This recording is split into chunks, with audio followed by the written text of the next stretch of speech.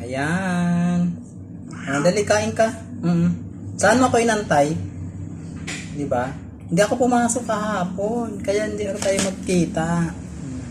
Ayan guys po, ito yung ampon ko dito sa trabaho ko.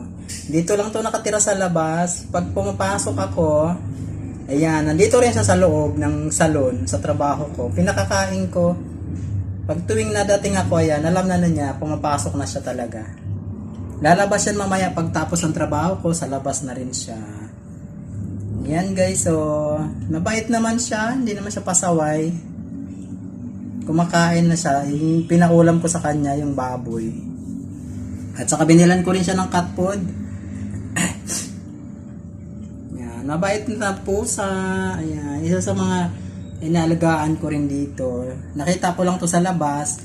May aso rin ako, mamaya pupuntahan ko doon sa pinagtalian.